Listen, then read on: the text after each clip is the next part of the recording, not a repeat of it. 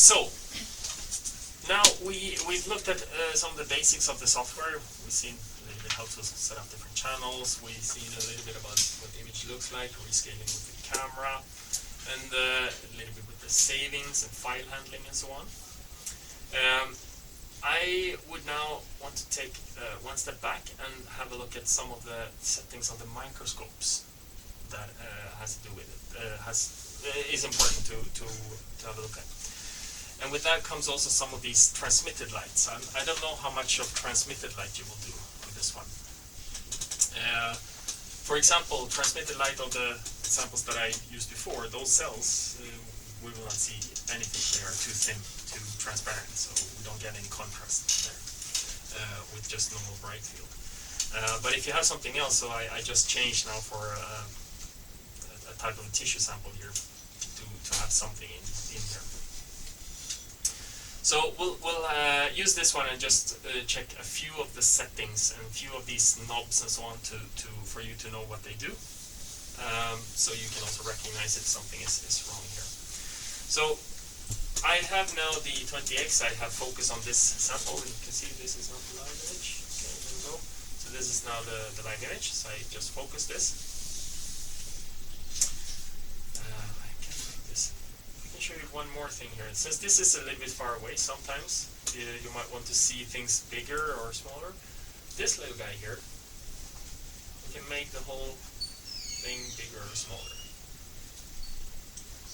So this is something you can use to adjust to a level where you feel like, okay, now I see the things quite well. And as I say, you can also make the image part bigger if you want, or smaller, or just dragging this one. So this is now the live image transmitted light. So we will have a look at some of these settings that I said, these manual settings. So we'll start with the field diaphragm up here. So the field diaphragm is a diaphragm that you can open or close. If I close it, you will start to see it come up there. Mm-hmm. So now this would not be the correct setting, of course, for this. If I would look in the eyepieces, I would see the same circle. Now, because we're a bit cramped and so on, we will not all of us look in here, but you can always do it afterwards when you adjust this. And this is actually something that you do when you want to set up the system and focus the condenser. So if I go, for example, this is now the 20x, if I move over to the 5x, we see the same thing, it's even smaller, and I can increase this up. You can see that now it's sharp lines, but if I defocus, this is because the condenser is focused. If I have this in the wrong setting, there, now I raised up the condenser, so now it's not in focus. So we can see that we don't have these sharp lines. So that's an indication that the condenser is not correctly focused. So to set this up is that I would start by focusing on my sample, which I have done, and then making sure that I close down the aperture so that I see it in the field of view, and then I would focus the condenser so that I have sharp lines. Use this knob here. So that's what this one is for. So now that I set this up, you shouldn't need to use it to change it much. This could change if you really want to have optimal for example, when you change to a different sample, so a 96 volt plate, you might have to change it a little bit because where your sample is with the 96 volt plate might shift a little bit down or up with the different sample holder. And this one focuses the light into one point. So if you move the sample, you might, if you want to optimize it. It won't be that your sample will look completely bad or so. So I think that you would be okay to leave this as it is for most of the stuff that you do. But it is good to know this, to recognize if something looks bad, and also to recognize this black circle, because this we get calls for. There's a black circle, or there's just see your sample in the middle, what has happened. And then someone has moved this one. So the correct position for this would be to have it outside the field of view, which would be there, but the field of view of my eyepieces is even bigger. So if I would look at the eyepieces, I still see this here. So I would increase it a little bit more. And on this one, which is manual, I would do that on the 5x. If it's outside the field of view on the 5x, it's going to be outside the field of view for all the others. Okay? Cool. So that's one thing. That's the field diaphragm and the focusing on the condenser. So the condenser now, it's in focus when this is flat here. So this is, I set it up so that this is sort of a good first position. So if someone is moving this, so this one is up like this, you will see that it's actually not correct. But equally, you can see on the image, it's not that the image is completely gone. So, but I will put it into that position. Leave it there. So the other thing that we have is this setting over here. So this is an aperture diaphragm. The aperture diaphragm has the this is not so good. Is working on the sort of contrast and resolution of the transmitted light, bright field image. So there is not a proper or correct setting. Is a bit of the feeling of the user, how much contrast they want. So I will basically show you the effect of it. So if I open up this aperture, fully open, I will adjust so that one side effect is the brightness. The brightness, we open up an aperture, more light comes through, so it becomes brighter. But that's a side effect. So what we will try to see now is what happens. I can do it here.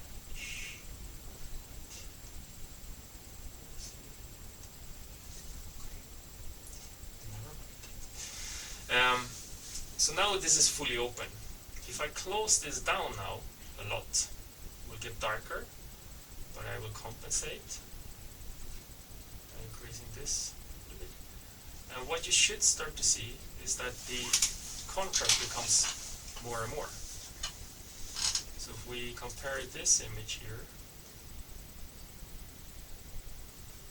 take that single image. So I take that single image, and then I do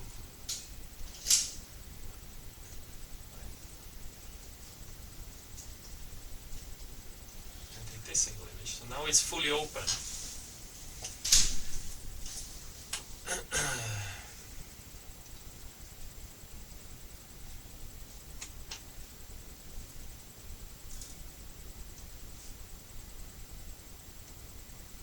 So this is the aperture, fully open, low contrast. This is the aperture very closed, high contrast. So you can see the difference.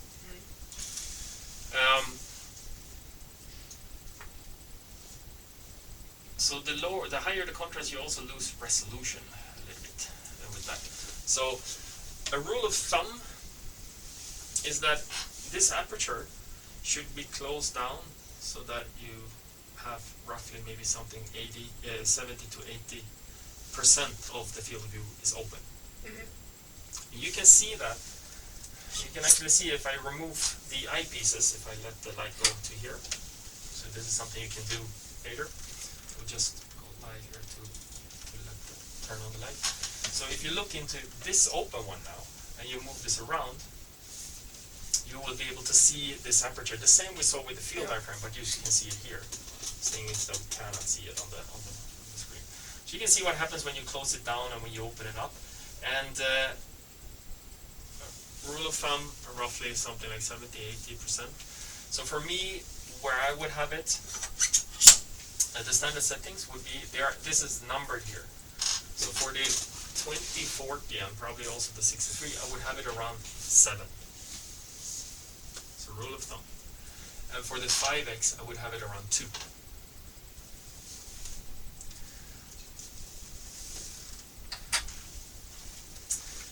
And this is also, again, it's not a absolute correct or not correct, or that you have an image or not, but it's a rule of thumb that you can use.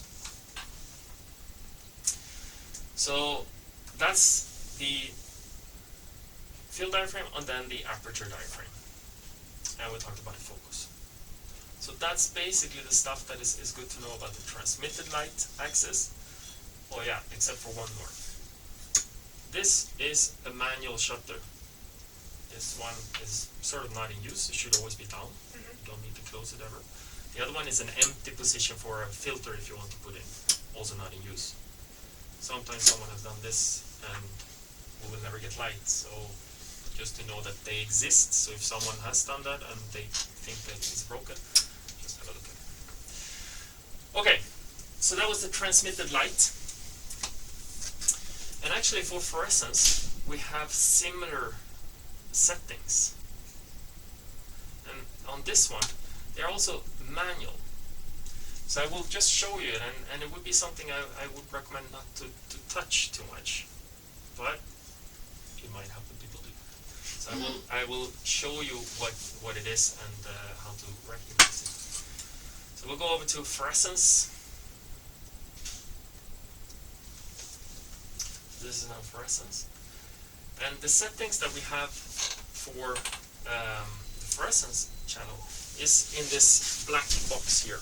This is the fluorescence axis. So in here there is a bunch of settings. Unfortunately, all the levers and so on are on this side. So I will just try to show you what you can do and the different levers, and then you can have a look at it yourself. There are two levers similar to this. The first one closest to me is a shutter, basically. So I can close that shutter. Now we have no excitation light. Why we see something here is because we have light coming in from around. And we have this automatic auto scale. So if I turn that one off and I do that, it will probably be black. So this is a shutter. The first one closest to me is a shutter. So if it's ever closed, you would recognize that you don't have light coming in there.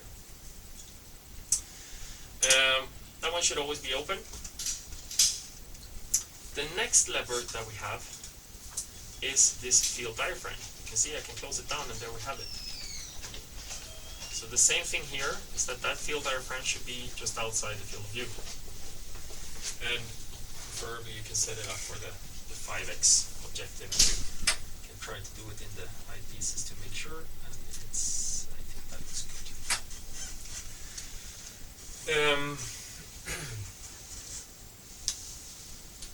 20x, see something. So that's the second lever, and you pull it in and out to change the size of that one. Then you have a little bit further away, you have a little stick, and this is a let's say filter. You cut off excitation light, so it has different grids in it to cut the intensity of the light. That is also something that we don't use anymore because we're using these ones. So this one should always be fully pushed in to let through all the excitation light. So it basically would do the same, decreasing the LED light. Yeah, we're decreasing the the excitation light. Yeah. So this one is actually just a filter, a grid coming in and cutting away different amount of light from reaching the sample. The better way is to actually use these ones. So in the old days, we couldn't control the intensity of excitation light, so this was the way to do it, to put grids in front of it. But so now I would have that always at maximum, never touch it.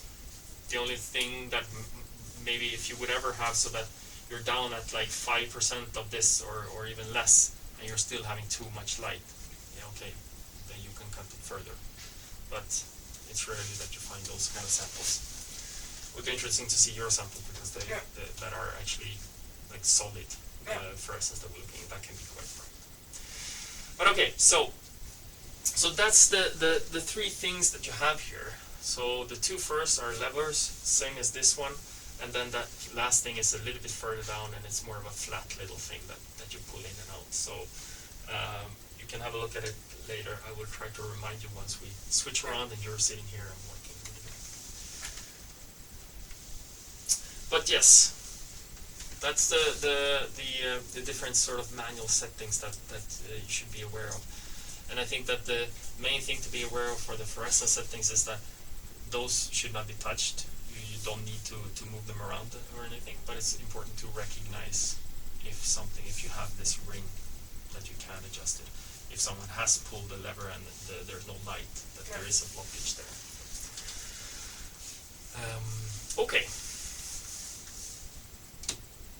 Any questions about those things?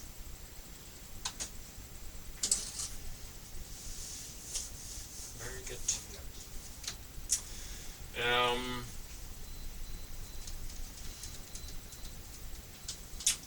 Then I think so. With the bright field, so you can absolutely do multi-channel including bright field. So you just add that as another channel. You pick, instead of through, you pick bright field. I would typically have that as a gray scale. So I would change this. And to change this, I didn't point it out clearly enough last time maybe, but to change this, you cannot be in live. So if you're trying to change this, you double click here and nothing happens, it's because we're live. I go turn off the live. Now if I double click, I get this. So bright field you would typically have as a grayscale. Okay? And then you set things up just as before. Exposure times. Now you have the intensity of the light here instead of these ones. Okay? If I now wanted to take a picture with all my channels, one after one, would I just go and start to basically start the experiment which is set up? Exactly. So the next thing that we'll have a look at, we can have a look at these buttons here. So you have 3 buttons: single image, capturing image, and start. So the difference here is that the single image will capture exactly what you have on display right now. So if you have a multi-channel experiment here, it will capture that one image. If I do capture image, it will do everything that you have in this window, meaning all the channels. And if I go start, it will capture start the full experiment, which would be all the channels, but also if you had a time lapse or if you had a Z stack or something like that, or a tile scan, then it would capture the whole thing. So at this point, when we only have a single frame with multi-channel, the capture image and start will do exactly the same. So now if I want to capture this, I can go with start. I will just do start, and what it will go through, it will then go through and capture all of this. And let's see what happened there. See, This I have a different sample now. I think these settings will be not the greatest for this. Okay, this one is very overexposed. Let me drag this down there. Do this. So in this way, I take all of them. And when you have a multi-channel image like this, you have the different channels now here. But I can also just see it as one. So here you have show one partition per image or several. So if I click that, I will just see one. And now I can go through and add the different channels on top of this, or remove different channels and only look at one channel, and so on. I can also, when I have all of these, I can open another one that shows the overlay. So in this way I would have a separate channel and the overlay. So you have those tools here. I can also double click on whatever I want to see. If I want to see this one a bit better, I can double click on this. I will see that big. I can double click again. I will move back to this. And if I highlight this, I can also rescale and adjust the contrast of whatever I'm looking at. So if I have an overlay, I can easily then look how then I can adjust that by changing something with the green, and I see the direct how that affects the overlay. In this case, this one is not labeled with specific markers, so this is why they are more or less all overlapping here. So it's not the best for multi-channel imaging.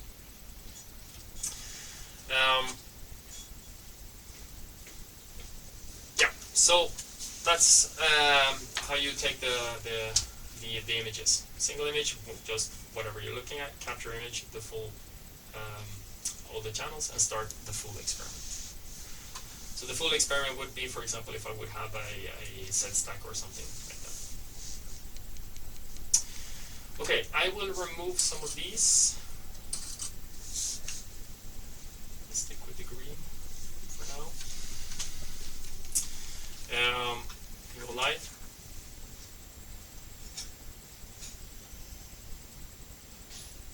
So right now I'm on with the 20x objective. So the other thing I can adjust here is the exposure time, of course. I will just point to that a little bit, increasing that. Let me remove this.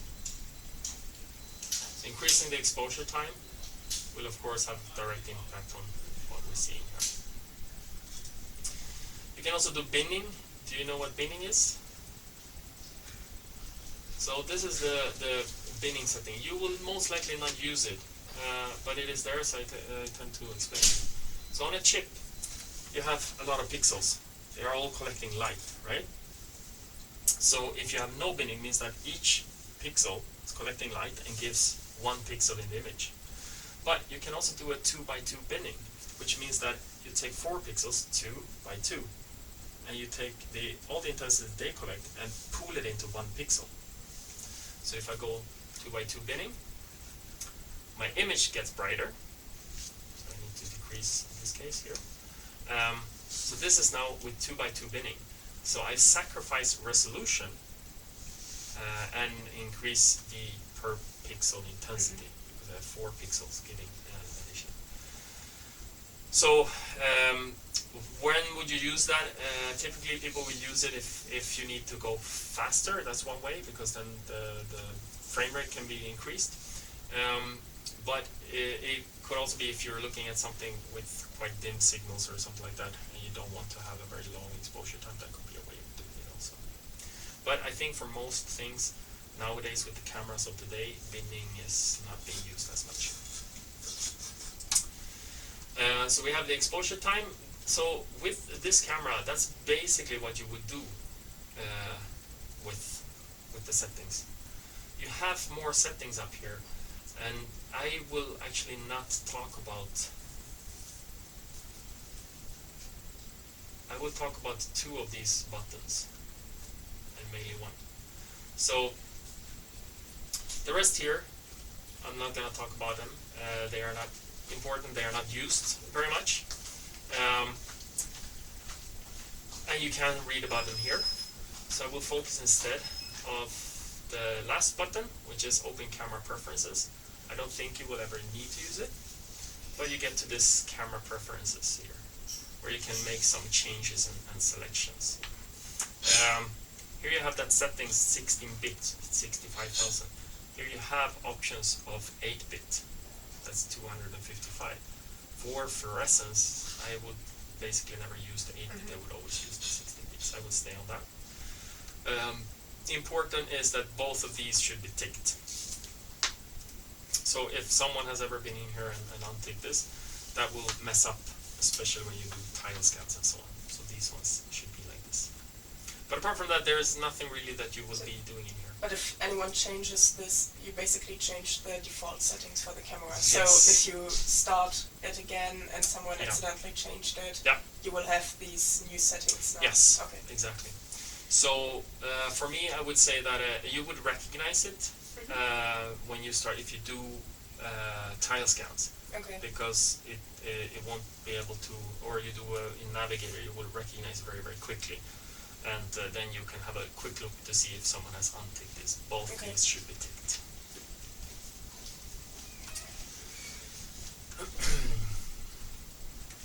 The other thing that is in here that sometimes is used, but is mainly used for in bright field imaging, is the shading correction. You know what shading correction is? Or shading? Okay. So in an image,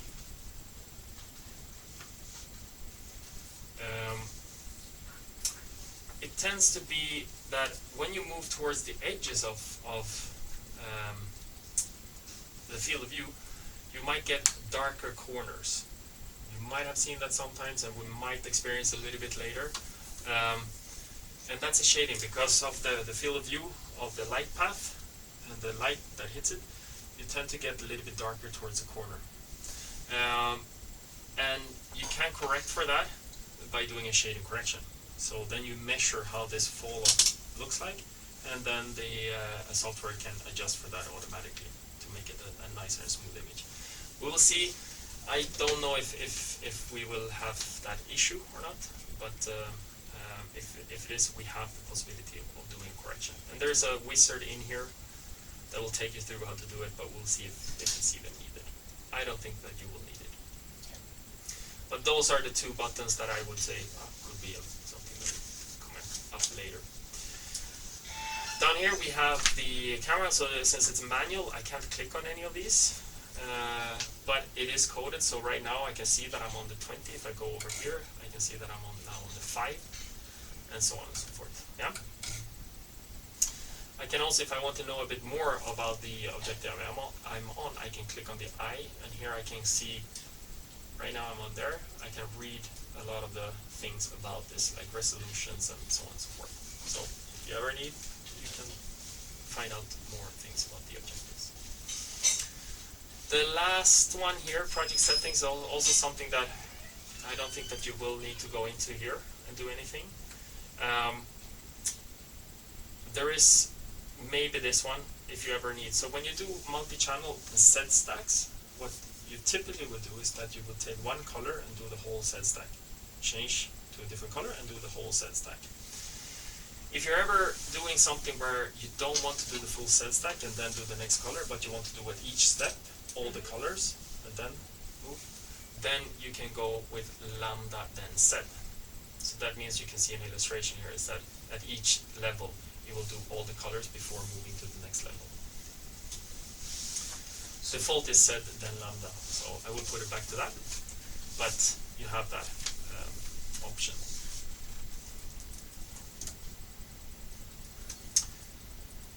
So that's just then there are a few other things that you don't really need to change. This is what we typically use. You can again go into the information if there is something you want to read a bit more about. The other tools, they are not available until you're doing something where you actually need them. So for example, if I gonna do a Z stack, I click on Z, then that tool comes up. If I'm gonna do a time lapse, that tool comes up first when I activate it. Okay. Same thing with I'm now in fluorescence, but if I would go to bright field, for example, then I also have the illumination settings available, so the intensity control that I have there, which I don't have in fluorescence, because in fluorescence I have the intensity control over there. Okay? Fairly straightforward. The other buttons up here, the first one, stage experiment, this is sort of legacy. This is not really used anymore. If you want to do stage experiment, LSX Navigator is where we will be. Okay. So we will spend, after lunch, this is where we will be spending our time. And then the last button that is only active when we are not in live, it's the autofocus panel. Don't know if you will use autofocus, but we will have a look at that also a little bit. And if I activate it, it comes up here. So you're setting up the settings, and autofocus is something that I would say that you would use potentially if you're doing stage experiments, tile scans, multiple positions, and so on. And if you do time lapse, and I'm not sure you will do time lapse on this system. It's not equipped for live cells, but it could be equipped for live cells if that would ever be something you wanted. All right.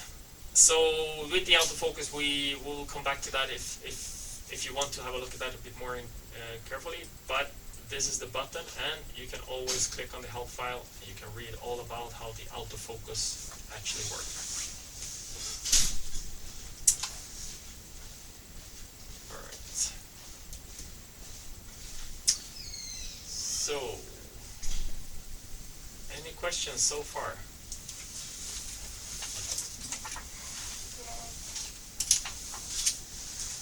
We'll just have to remember to not change the settings and forget about it.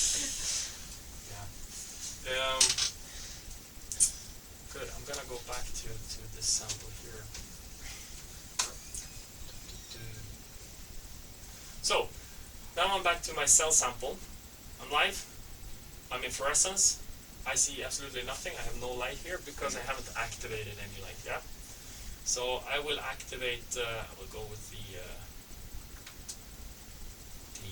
Alexa 488. I have 0, so there is still no light here.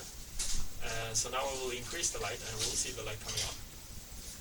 I still don't see anything here. I will go with the auto and I can see, well, I'm there, my sample is there, I'm just not in focus, so now I focus my sample. So you see there is why I like to use this auto scaling when I try to find my sample, because first I might have thought there's no sample there, but there is. Okay. So I will find a little bit where I have a few more cells here. Okay, let's go here.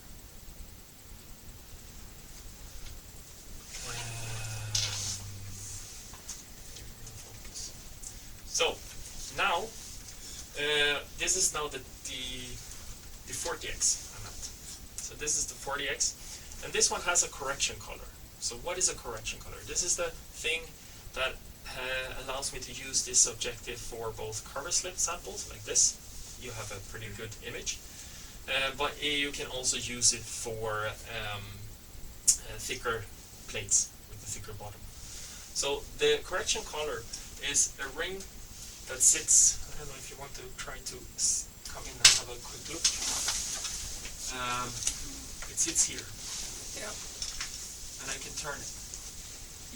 See? So that's the correction color. So what I will do now is that it was set up for cover slip. So now we'll take it away. So now I take it all the way to the other side. This is now for something that has about a 2 millimeter thickness of bond. So that's not a cover slip. So this is the image that I get. If I try to focus this one now, I think best focus is somewhere there. Yeah, now I'm past it. So this is the best focus. And this is something you should try to recognize, that especially with fluorescence, it's easier to see with fluorescence. When the correction color is wrong for your sample, it's difficult to get a sharp image. It feels like you have a haze on your sample. A lot of people mistake this from there's something wrong with my objective, it's broken, or the focus doesn't work, or that the objective is very dirty. Because several of those might give the same thing. But when you have an objective with a correction color, most of the time it's because maybe someone came in with a 96 watt plate with a thick bottom, adjusted it because they knew how to, and then they were measuring and then they left. And you come with your cover slip samples and then it will look like this. So this is one important thing to know how to recognize and also how to adjust it. So now I will then set this for my sample. So I will then screw this and I can see that my contrast is increasing, meaning like my background is getting darker and the signal is becoming more clear. But at this time I'm also out of focus. So to set this up is going to be an interplay between the correction ring and the focus. So I'm going to adjust the focus now. Get a bit closer. You can see probably not there, so I'm going to continue to try. I can see that I'm still getting an increase in contrast. I'm adjusting the focus. I'm continuing. And I'm adjusting focus. I'm continuing. And now I'm all the way to the other side. And now I'm again, that's probably best focus here. But it's still not sharp, yeah? It's still a little bit haze. So this is on the 0 position, which means for samples without any cover slip or anything. Which is, of course, better maybe for this sample because it has a cover slip compared to the 2 millimeter correction. So we have a little bit better than all the way on the other side, but it's still not good. So now I went past the best position, so now I'm gonna pull it back and try to find where I have the best contrast. So this is a little bit how you set it up, and I think that's there somewhere. So this is how you work with the correction color to get it correctly. on the objective itself, it has a few numbers, but it has only 0, 1, and 2. So that can give you sort of an idea of where you are, where are the middle and the end point. But to set it up for specific samples, you can't read on the objective. It is a matter of like finding it like this. Does it correspond to millimeters? Yes. 0, 1, 2? Yeah. Okay. Exactly. So if we would now use, like, someone else comes, change the color again, and we want to use our own sample again, would it be in theory the exact same position as previously, so we could mark it, for example? Yes. So you do have people putting it, if people that are using maybe 2 different types of samples, they always use the same kind of 96 volt plate or Petri dish and cover slip. Then they might use one color marker for cover slip and one color marker for the 96 volt plate. Then before you start, you can try to look and you just set it to that. So absolutely possible. And it's only for the 40x objective? Only for the 40x, yeah. Right now we have the same type of objectives for 20x and also for 63x, a dry objective we also have that. But you have the 40. Alright, so that's the correction color. So it is important to know that that exists. Cool. See. Alright. So now you know how to set up a channel, how to select the filter that you need. These names, stuff you might want to sort of maybe make a little sheet or something like that, and make it into maybe with your own labels, like with the fluorophores that you normally use. This one is the typical one for DAPI, FITSI, Sci 3, Sci 5, and this one would be then shifted a little bit, so this would be for the CFP, YFP, M-Cherry, and Sci 7, so near infrared. Just out of interest, does it now belong to the left one is filter cube 1, how you labeled it? Yeah, exactly, yes. Okay. So now you can see here that the LEDs are on. Okay. So this one tells me where I am, and with the filter cube being motorized, I can click on this. So this now is on the tube, and you can see that it's red marked, the one that I'm actually so that's type 2, okay. Yeah.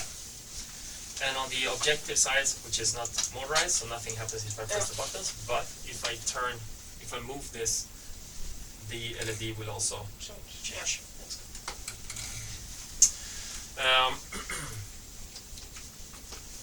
So yes, so I might just give that instruction to everybody, because these names doesn't really correspond. Not very intuitive. No, not at all. Okay, so to setting up the channels, now we know, like, you're choosing the cubes, you're choosing the wavelength and so on, and you're good to go. But if you don't want to do that every time, you can do 3 things, basically.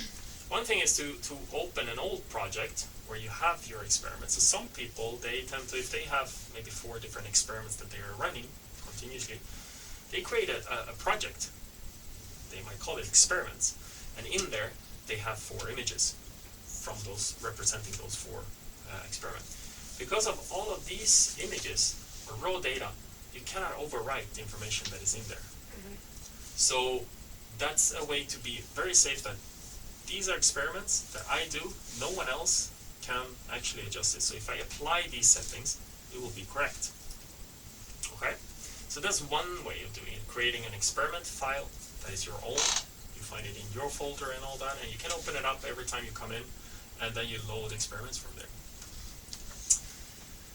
The other way is that I can set up several channels and my experiment, the time lapse or set stack and so on, and I can now save this settings here. So I can save this, I can call it something here, call it temp, and say OK.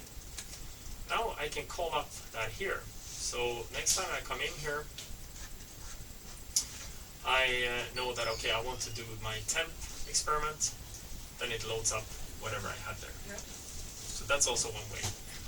this can fill up if this is what you would use, and there is the risk that someone can resave this. So someone is using your experiment like this 1.3, and I want to remember that I did that, so they now overwrite your experiment. So in this way, this is a bit more risky, but it's also a way of doing that.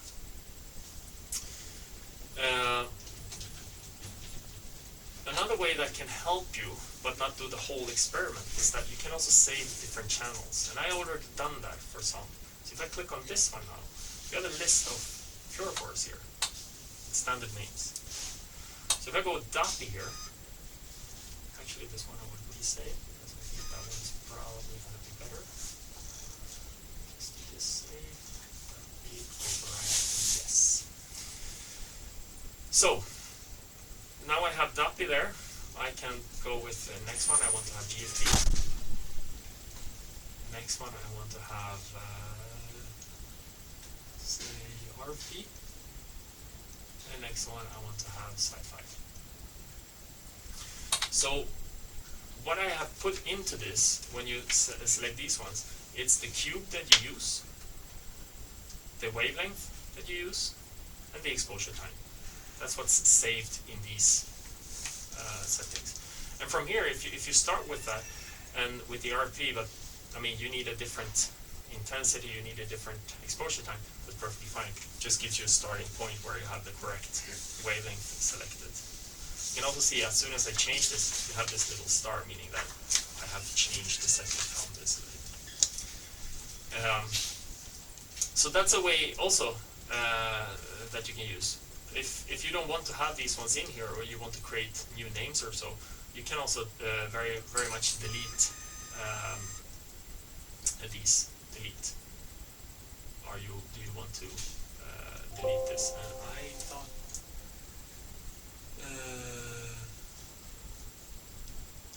oh. Let me see.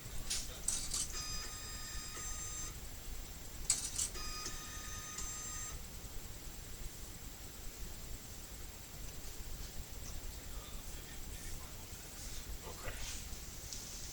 So here, my question is, do you really want to delete this? And I would say no. In this case, I will keep it, but you can delete these and move them around. Try this again just to see. I did a copy paste of these ones, so maybe that screwed it up. Oh, no. So you can exchange them, you can resave them if you want. So this is again something that can be risky. Someone might resave them to something they want, but it's also what you can do if you want to. So you can also change the colors. I put colors on these, but if you have different colors, you can also change it and resave it as that if you want to. Yeah.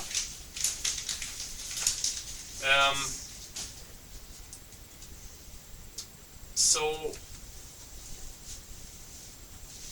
the last thing I will go through here, I think, before sort of starting to wrap up for lunch, is a little bit that has to do with this light source.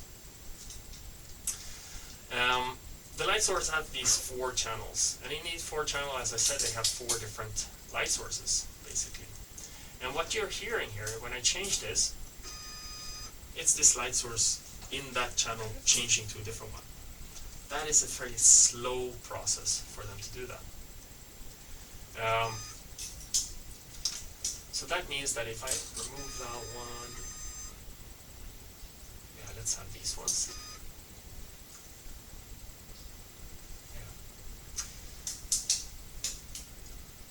So now I have DAPI here. So it has this setting, 385. But it also has these settings for the others. Even if they are not activated, these are the settings that I have for the others. So when I move to this one now, use the same 470, but I save this with the 405 for the DAPI. So even though it has nothing to do with anything, it will change that LED. So if we set it to the same... So this one should be, so this is now, I'm going to go through and I will resave all of these. BFP as BFP, yes. The Sci-5 as Sci-5. And also the RP.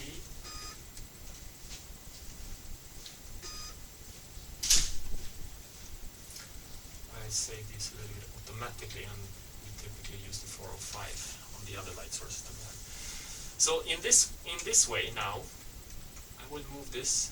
And here I can drag any of these, and I can move them around, as you see, if I want a different order. So now, to go between these ones, there is no sound. Yeah? And if I do time lapse here just to show, let's do 50.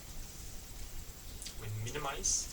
So this means that when I set up this time lapse, I minimize, meaning that it will go as fast as it can. It will do this 50 times. So if I run this now, start, we can see how it's doing all the 4 channels now. There's no sound because we have no change of any filter cubes or nothing, yeah? So I will stop that. And now, if I had set this up so that this one had 405 there, even though the 405 is not important, if I start this now, it will have to do that change on that line each time when it takes the green one, and then change again to the red one. So I'm showing you this because not only is the channel that you're imaging important, how all of those settings are, but for speed, you should pay attention so that you set up all of those 4 in the beginning of the experiment to the right line here. Also probably adjusting the order in case we have to change once in between to make sure we only have to change once and not twice, right? That's also one good thing to do.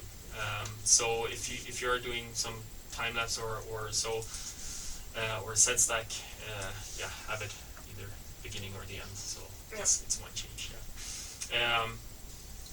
So typically, what you would do if you are only using one cube, if it's only either the DAPI, FIXI, RFP, Sci3, or it's the ones on the CFP, YFP, M-Cherry, and Sci7, you would be only using one cube, and then you could change all of these to the correct things. But if you're going to be using both cubes, then at one point there will most likely have to be a little change, potentially.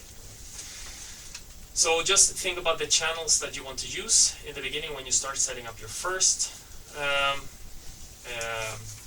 channel, and making sure that these numbers are what you will use for all the channels that you have. So if I, for example, click on DAPI, so then the system can advise that which wavelength can I use for excitation, right? Yes. So right now it's set up for the one that would be most accurate for DAPI. Okay. And the same thing if you're going to be using GFP, this one will tell you that this one should be 470 and you should use this cube. Okay. So the thing is that if I wanted to combine, for example, GFP with M-Cherry, I can go one more, and I go with M-Cherry. The M-Cherry is on the other cube, which is absolutely possible.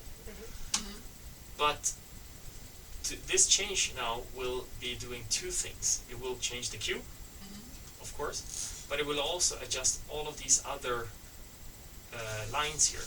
So the M-Cherry has 740, 500, 435, whereas the GFP has 385, 470, and 635. So it's not only the cube change, but it's changing all of these. So if I do this experiment, I would probably go here, and in here I would pick the same.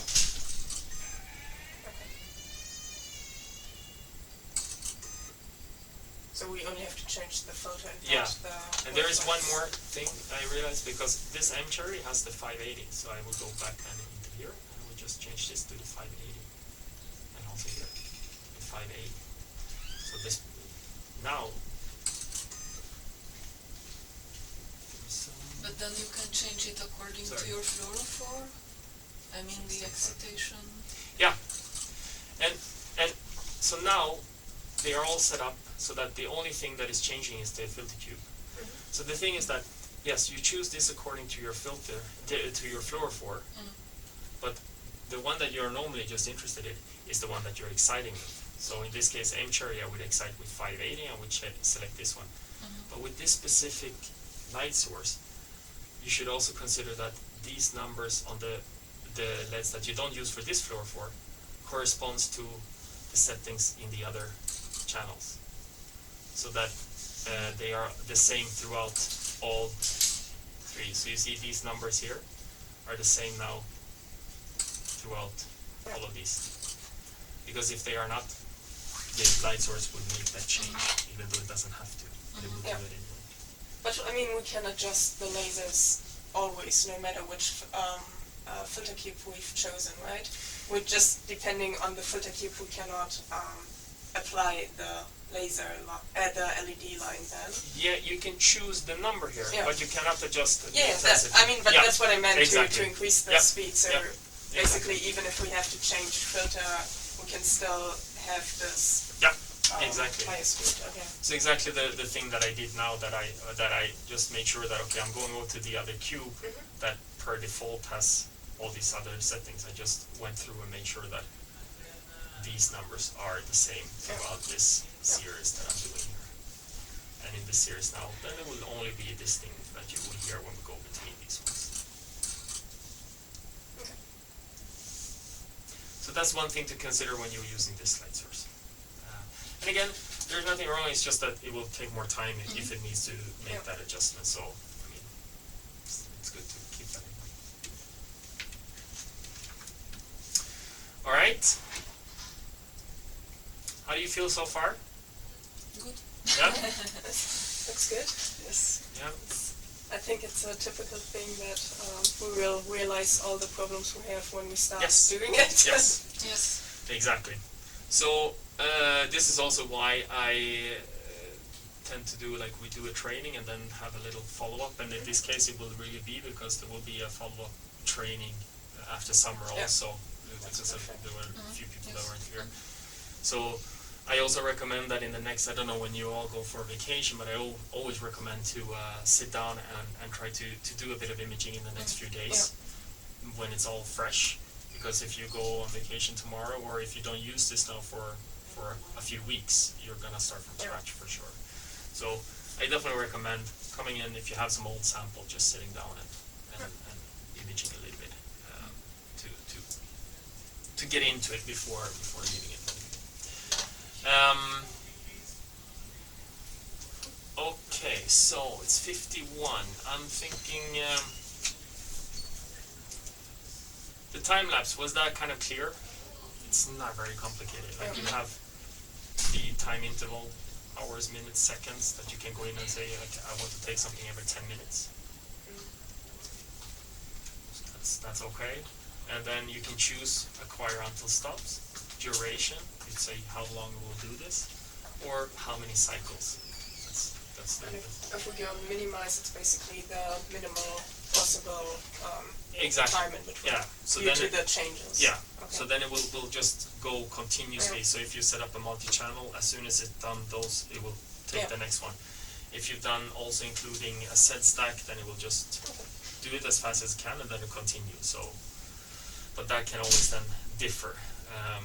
So that's the easy way to do minimize. If you have put a time interval that is shorter than the time that it takes to take the image, it will also do the same thing. It will just do it as fast as possible. And important in that case is that the timestamp in your file will be the correct one.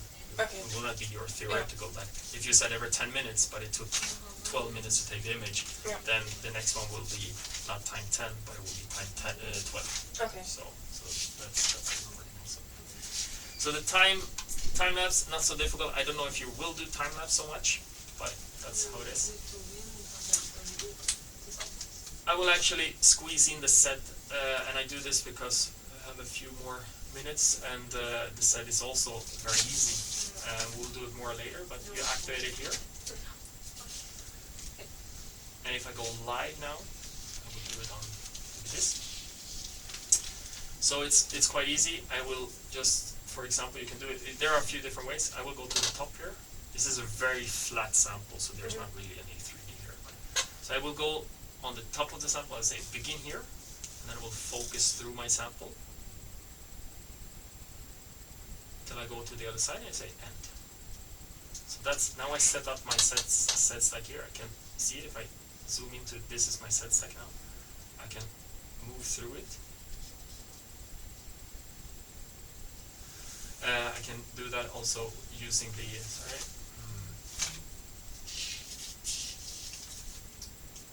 I'm going to like, you can also scroll using the scroll wheel. I think the scroll wheel is a little bit more big step than what I'm used to. But yeah, you can move it through here. The information you have in here is that this is the endpoint, this is the beginning. This is the set position I'm right now. If I move this a little bit, you can see that I'm changing it.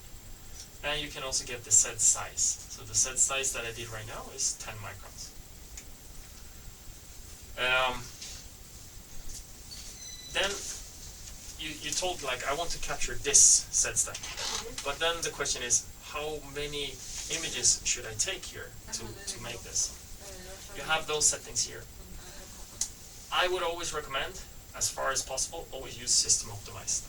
System optimized will take the correct step size to sample your set stack correctly. Okay? Because every time when you take a set stack, it shouldn't be too big because you can lose information. And if you do it too small, you're just oversampling so you get more information than is really needed. It just takes time. But system optimized do it correctly. And you can also see that in this case, with this objective that we have here, system optimized means for a set stack of 10 microns is 11 steps with 1 microns step. That's the lowest step size I can choose? Or? No, I can go in here and say that, no, I want to do this 0.3. That's 34 steps. With this objective, I'm oversampling, I'm getting more information than is useful. So this is completely unnecessary.